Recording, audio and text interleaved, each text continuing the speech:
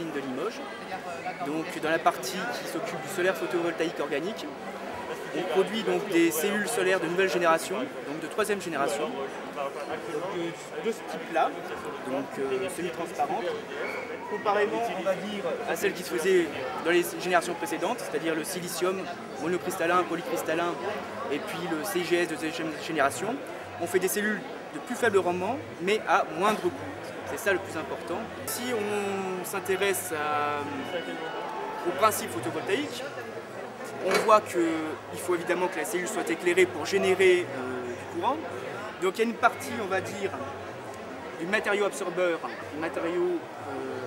ce qui est le matériau organique, c'est-à-dire le pigment dans le cas des cellules. Donc c'est la partie rouge, comme on le voit ici, qui permet de s'exciter et de générer du courant et de faire migrer à travers l'électrolyte jusqu'aux électrodes ce courant.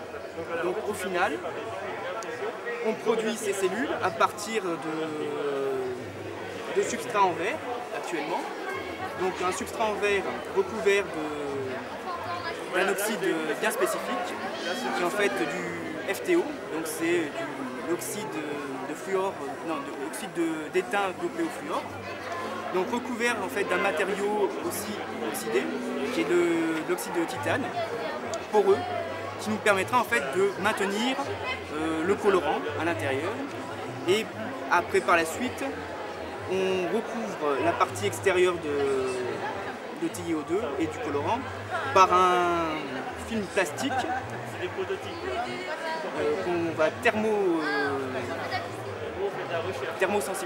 thermoformer avec une autre électrode par-dessus de FTO recouvert de platine et dans lequel on va injecter, on va dire, l'électrolyte de la cellule pour que celle-ci devienne fonctionnelle.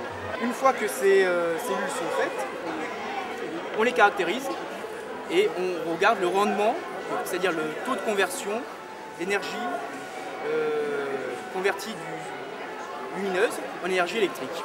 Donc typiquement, ces cellules ont un rendement de 4 à 5%. Voilà. Actuellement, là, bon, ce type de cellules, donc, qui ont été faites pour la démonstration d'aujourd'hui, ont une durée de vie supérieure à 1 an. C'est-à-dire que dans 1 an, elles produiront toujours un rendement qui ne sera pas celui d'origine, mais qui permettra quand même de faire fonctionner certains appareils. Donc je branche les 2 électrodes au niveau du moteur et j'éclaire la cellule et on voit tout de suite que le petit moteur actionne l'hélice et se met à tourner. Donc évidemment, si on réduit la luminosité, on va réduire la vitesse de fonctionnement du moteur parce qu'il reçoit moins de courant vu que ça génère moins de courant au niveau de la cellule. Et si j'éteins totalement, il va s'arrêter.